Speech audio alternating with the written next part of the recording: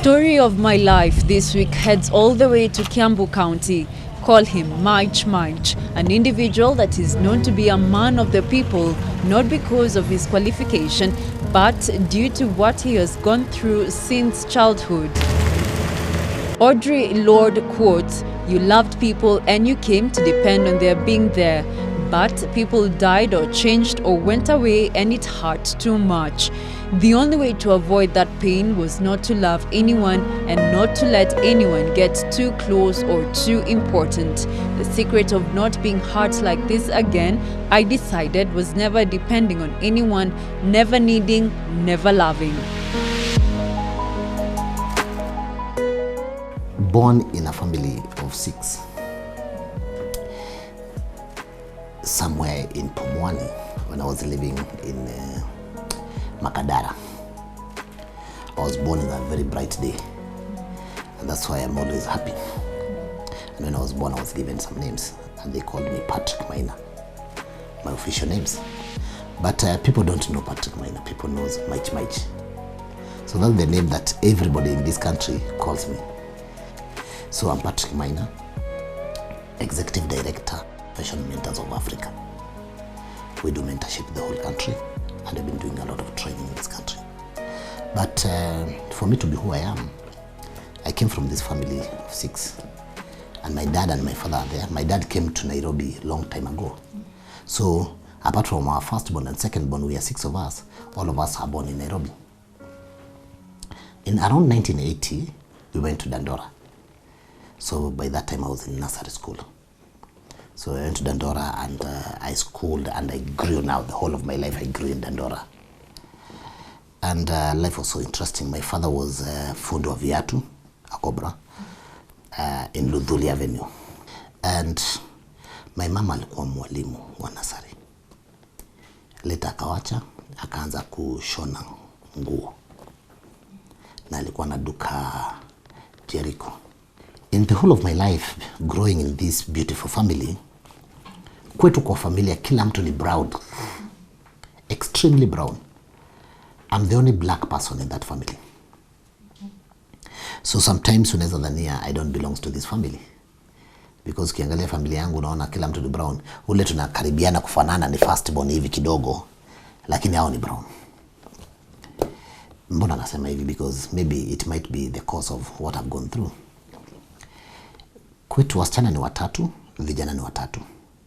Wa kwanza ni kijana, wa kwanza ni msichana, wa pili ni msichana, wa 3 ni kijana, wa 4 ni msichana, wa 5 ni kijana, na wa 6 ni msichana.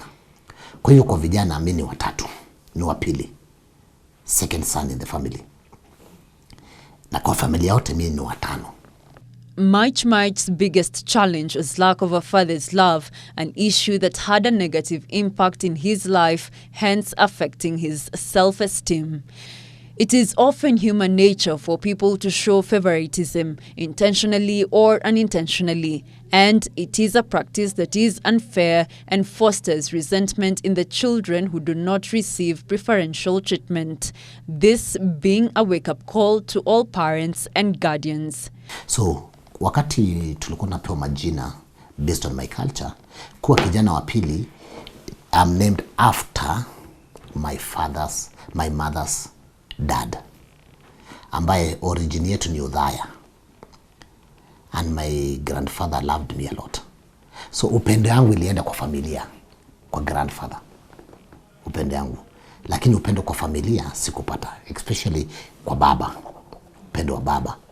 Nilikosa upendo wa baba kabisa. So nilianza class 1 pre-unit all the way. Kwa familia yetu kulikuwa na policy, if you perform good, kuna zawadi. And I managed kupata zawadi pole pole because of my performance. Na hii ni baba yetu alikuwa atunulia.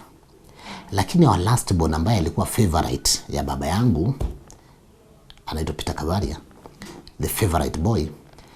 Hata ikuwa ni weekdays ama wakati wote, baba yangu akipitia Kikomba apate katruza, lazima angenunulia last born. Ndugu zangu na dada zangu wale wa juu walimaliza shule before sisi. So tulibaki shule sana sana tukiwa 3. So wengine walikuwa juu secondary, tukiwa class za chini kabisa. So alafu mama yangu akaenda kuishi na nyuki kama mkulima. So tukabaki na baba. So tuliishi na baba maisha yangu yote kutoka class 2 all the way tulikuwa naishi na baba. Na nashukuru Mungu because nilijua kupika ugali by class 3. Nilijua kupika pasi, nilijua kukatakata mboga kama nimeshika. So is a life skills that I've learned through experience ile tulikuwa naishi na baba. Lakini baba yangu sijui what happened because hakunipenda. Baba yangu sijui nilikosea ama sijui nilienda wapi. Mimi nilikuwa mtu wa kanisa kabisa. Kanisa Katoliki. I've lived in the church. In fact, ilikuwa maombi yangu nikuwe padri, to become a priest in the Catholic Church. But wito sijui ilipotelea wapi because I think it's because of the pressure of my father. But labda iko mpango ya Mungu. So baba yangu kwa character yake alipenda vita sana. Na alikuwa mlevi sana. So nimeona baba yangu akipiga mama throughout. Hakuna hata siku moja mama ashaitoka reserve akikuja because mwisho mwezi alikuwa anakuja na manyanya na kila kitu. Siku 2 ziishe bila vita ni ngumu. Lakini jambo la the amazing things or surprising things is wakati ameanza vita na baba na mama lazima nitakuwa included. Sio last born, minor. Baba yangu alikuwa ananiuliza maswali ambayo zilinikwaza kama mtoto. Sikujua, leo ndio najua as a psychologist today I can understand it. Alikuwa ananiambia majina ambayo zilinikwaza. Okay, ziliingia tu kwa kichwa yangu because alikuwa ananiambia you're stupid like your mother. Na alikuwa ananiambia na mother tongue yangu. Kwa mother tongue inatokea hata mbaya zaidi. Inasema kwamba kwa mother tongue wewe mkigutanyo kuwa wewe ni mjinga kama mama yako. So nikiwa mtoto nilijua kwamba wanawake ni wajinga. Lakini hiyo nilikuwa na surprise. So life was not easy for me. Baba alinipiga sana. Baba alikuwa every now and then akija kuwa mlevi. Sijaimaliza wiki moja bila vita huko. Naomba kusema hivi. Ningekuwa criminal, ningekuwa mimi mtundu, ningeelewa. Kwa maisha yangu unless wakati sikujijua nikiwa mtoto mdogo, kwa maisha yangu hata shule sikumbuke hata siku moja ambaye nilipewa suspension. Hata siku moja. Sikumbuki hata moja. Ni tu form 3 ambaye by that time Kamodho domu yetu ilichomeka na stima. Kamodho akakuja katunulia matesi mpya. Asubuhi tukasema hatutaamuka. It was not arranged. Ni ile tu the power of tongue. Hatukuamuka, principal akatufukuza nyumbani form 3s, dormitory form 3. That the only thing I can see I have done in my life as a criminal offense. But niligrow kwa hiyo maisha, vita ya mzee, vita kila wakati. Na nikamuelewa tu. Mimi nilijua ni kawaida yake. Kaenda class 1, class 2, nikamaliza mpaka class 8. I think the last time wazazi wangu walinunulia hata suruali ya ndani ni class 7. Baba yangu. Wakati nilimaliza class 8, nilienda kutairi, rite of passage. Kwenda kutairi, bradhangu mkubwa, wakati alienda kutairi nilikuwa natazama. Alipewa baka fedha fulani, pesa fulani kufanya shopping ndio apite hiyo rite of passage. Wacha niseme mbele ya Mungu kwamba baba yangu hakunipatia tandururu to do shopping wakati nilienda kutairi. Even a 10 cent hakunipa. But nilienda nikatairi na maisha ikaendelea. Nikamaliza hiyo, nikaenda nikapelekwa nilikuwa nataka kwenda Queens of Apostle Junior Seminary. Baba yangu akakataa. Akanipeleka shule nyingine inaitwa Tegethi. Tegethi maisha ilikuwa ngumu kabisa. Na nilikuwa nimepita vizuri. Kunipeleka Tegethi niliperform vizuri because nilikuwa number 1, number 2, number 1, number 2. But because of the challenges I was going through at home, I think it didn't affect pia kwa maisha. So nikienda form 2 nikabadilishwa nikapelekwa shule ambaye ni Keru Boys. Ilikuwa inaitwa Keru Mixed. Mtoto ambaye amepita mtihani vizuri, mtoto ambaye ameitwa shule mzuri nikapelekwa Keru Mixed, ambaye basa wa ile shule alikuwa cousin ya baba yangu, na pia yeye alikuwa na ukali kama baba yangu. I think ina run kwa familia. Kwa shule alikuwa naogopwa, watu walikuwa wanasema wanamuona alikuwa ameogopwa kuliko deputy. Na sasa inasemekana ni anko ya Maina. So can you imagine atmosphere ile nilikuwa nayo kwa shule. And kwa sababu I have been an obedient boy by that time, I ended up being the head boy in the school. So I could be related with ule labda kusema, lakini ule hakuwa na siri yako na favoritism. Umekosea. Wengine wanaweza kusamehea, mwalimu anaweza kusamehea, basange kusamehea. Akikupata huko kwanza reporting ndio umechelewa. Never ever. So nikaishi ile shule mwaka wa kwanza, mwaka wa pili, mpaka nikamaliza form 4. Wakati wa the 4 years, miaka 4 ile nikiwa pale, I went through a lot of. Sikumbuki hata siku moja baba yangu alinipa pocket money. Hata siku moja. Baba yangu angekuwa maskini ningeelewa. Baba yangu akona plot Dandora. Dandora ile plot yetu. Baba yangu akona mashamba kadhaa. Sikumbuki hata siku moja baba alinipa pocket money. Nakumbuka wakati nilikuwa form 2 hapo, niliomba saa. Unajua zile vijana mkienda games, tulikuwa naenda Jombe High School, nikaomba saa. Kwa bahati mbaya ikapotea. Shosho yangu ambaye ni mama ya baba yangu ndio alinilipia shilingi 300. Sijawahi sahau, ni marehemu. Shilingi 300 singesema because I think ningeuliwa. Ningesema kwamba nimepoteza saa ya mtu. Na nikiangalia ndugu zangu, kuna wengine wamefukuzwa mpaka shule. Kuna wengine wameexpeliwa mpaka shule. But sijawahi mimi kwa maisha yangu. Lakini baba hii wakati wote hakunipenda. So nakumbuka siku moja nilikuwa form 2 ambaye baba aliingia na nimegrow with fear. Fear means false evidence appears real. Tulikuwa naona baba unajifanya unasoma. Wakati baba ameingia kwa nyumba, uoga inaingia. Na ni yeye tu tunaishi naye. So baba angechelewa the better. Heri achelewe ya kuta tumelala afadhali. So ilikuwa form 2 nakumbuka siku moja tu sister yangu, dada yangu ile nimefuata alikuwa amekaa pale na nilikuwa nimeshika kitabu upside down. Akaona vile kunaendelea. Nakwambia alishikwa na hasira. Baada ya kuniambia alichukua ile sosa. Akatupa ile kikombe. Ikanipata pahali hapa. Baba mlezi. Siku moja nilikuwa najiuliza, kweli mimi si wa hii familia. Ningekuwa first born, I could have thought I came with my mother in the family. But now I'm the second last. Watu ukiangalia pande hii utaona ni baba kabisa.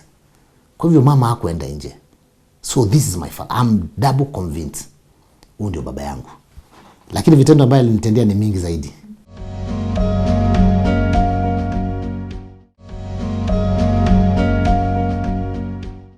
As a teenager, the rejection continued to dig deep into his life, hence affecting him psychologically and emotionally.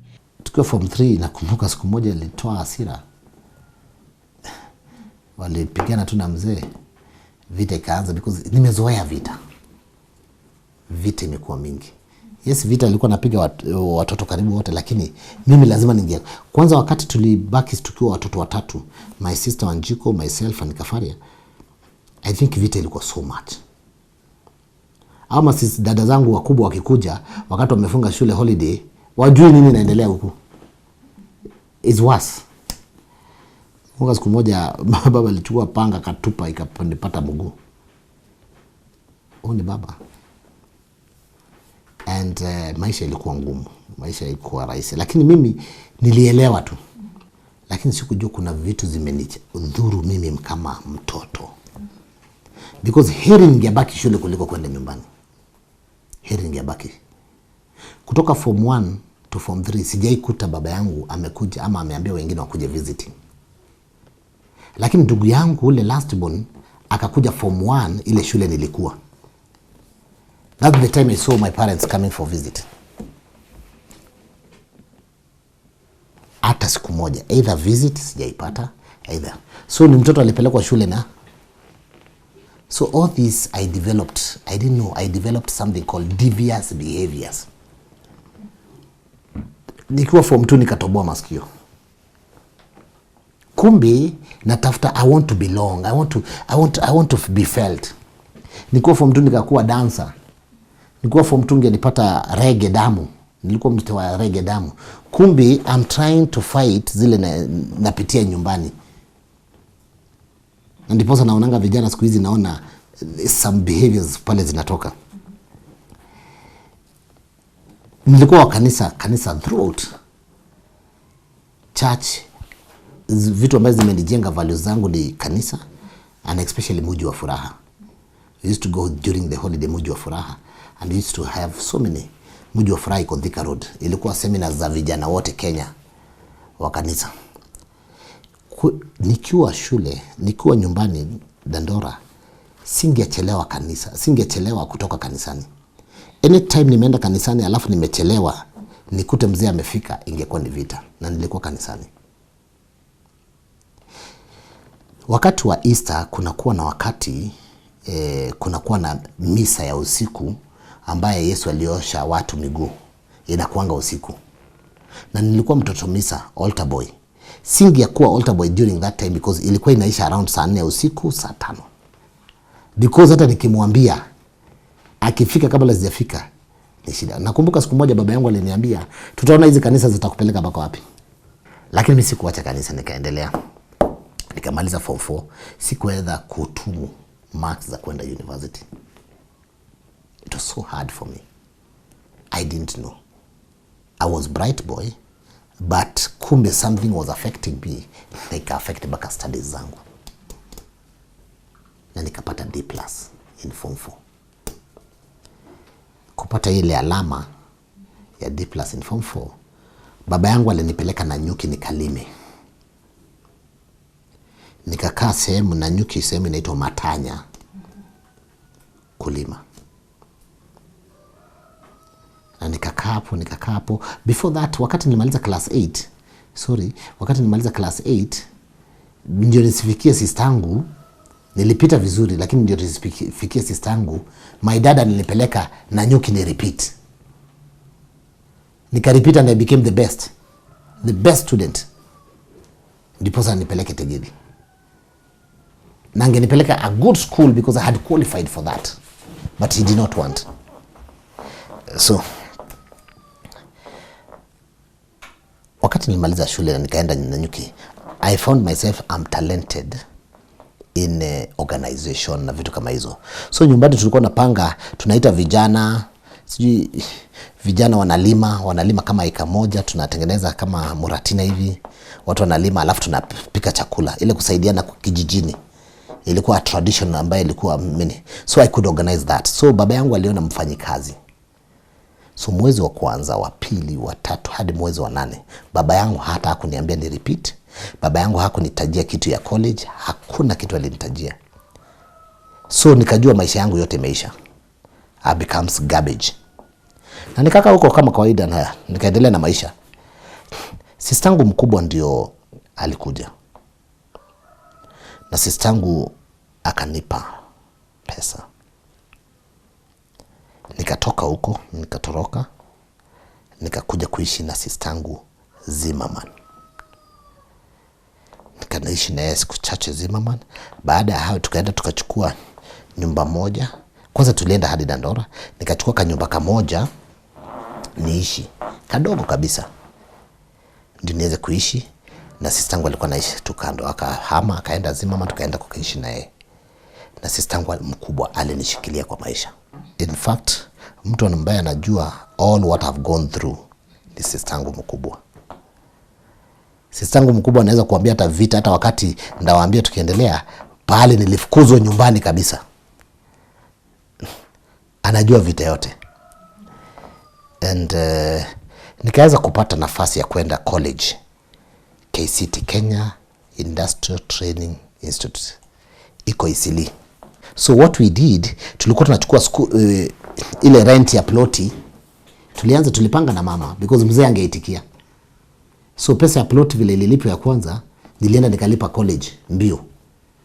Although mama alipata vita pia. lakini unashindwa uwezi rewind, uwezi pindua hiyo maneno. So tukalipa college, nikaanza college. Ingeulizwa baba hangeitikia niende college, iko ni baba angeulizwa. Nikaenda college na nikajikaza. I was talented in music, nilikuwa KCT choir. Nikajikuta nimeanza kuimbia mpaka Muungano choir. Tukatoka hapo tukajoin Mamlaka choir. And kwa college I was active. College ikanipa life tofauti. Nashukuru Mungu nilipata pia wa aina yote. Na isipokuwa tu kwenda reggae na music, nilikuwa naenda club, naenda Friday, narudi Sunday. I think nashukuru Mungu sijaijikuta kwa drugs. Sijaijikuta kwa other behaviors. I love dancing. That was my favorite. I could go to a club just to dance. Nikakuwa ni maisha ya kawaida. So nilikuwa college, nika graduate, nikafanya course ya IT. Na nika graduate. Baba yangu ama mama yangu, mama hajui because ni housewife, hajui nile graduate well. Hata graduation hawakukuja. Nobody came for graduation. No one knew I graduated. But mimi nichukulia ni mambo ya kawaida. It's normal life. So mimi sikuchukulia kama ni rejection ama nini. Wakuja wasikuje, nishazoea. Unajua mwanaume unaishi. So ikafika wakati nikiwa college, after kumaliza college, kukakuwa na seminar kanisani kwetu, Dandora Phase 3. Kuna padri mmoja aliitwa Father James Brasa. I was an altar boy, very active. In fact, nilikuwa naenda music reggae Friday, naenda Saturday, lakini Sunday niko kanisani. So kuna ile wito unaojikuta bado Mungu anakuita, Singi ya kosa misa. Ungenikuta mpaka nilikuwa nimedevelop devious behaviors za kutengeneza nywele hapa, naika chemical ilikuwa inaitwa Escal. Kanywele kanajikaranga hivi. That was my life. But all these devious behaviors were coming as a result of trying to belong. Na sikupata mtu wa kunizungumzia. So ule padri alileta seminar ya siku 4, 4 days seminars. Lakini hakuita seminar. Ali-announce kuna camp ya vijana, camp. Nasema ukweli mbele ya Mungu, angesema ni seminar singeenda. Lakini alisema ni camp. So sisi tulienda camp. Na tulikuwa tunalala huko na nyumbani tu ni hapo. Mimi nilikuwa baka na kiburi kwamba siwezi lala because tulikuwa tunaogea kwa choo. So siku ya kwanza ya ile siku 4 nilikuwa natoka asubuhi mapema naenda naoga nyumbani alafu narudi. Because kanisa iko Phase 3 na kwetu ni Phase 2. But testimony, mimi mafunzo ya Father James haikuniguza vile. But me, I'm fond of writing when somebody is talking, I scramble a lot. Ile niliguza kwa maisha ya ule padri ni maisha yake kule ametoka. Nilikuwa backbenchers pale. Akasema he talked about where he have come from, challenges he have gone through, the difficult. He's a Rwandi, he's not a Ugandan. Lakini kiangalia ule jamaa ni padri leo. Kiangalia ule jamaa watu wanatoka all over kukuja kuitisha mashawishi kutoka kwake. Kuna jamaa mmoja walikuwa wameletwa au mafacilitator, dada mmoja ambaye anafunza hapa Isili, anaitwa Sophie Jenga. Sophie Jenga na jamaa anaitwa George Okoth walinizungumzia sana. Siku ya 3 ndio baada padri kuongea maisha yake nikaanza kutafakari. Huyo padri ndio alituma nijue kumbe I have been rejected. Kumbe he's the one who made me to realize I'm the rejected stone. Alitupa seminar za alizozoa kidonda ambaye imekuwa ndani yangu. Na ikaniuma zaidi. Na remember nilishare na George Okoth. Na George Okoth akajaribu kuni-encourage. Hiyo ndio wakati ilifika pahali nika-realize my devious behavior. I need to change my character. I need to turn around the game. Na maisha tu ile nilitamani, I can remember I said on one thing, I want to be like this priest. Baka wa leo anafunza Catholic University. And that's the only thing I said. I didn't know any other things. So semina ikaendelea, ikamalizika. Waliongea mambo ya vizuizi za wewe kupenda Mwenyezi Mungu, obstacles of God's love. So nikafikiria sikukubaliana na yeye, nikafikiria at long last I decided to ban anything that was obstacle and I started a new beginning.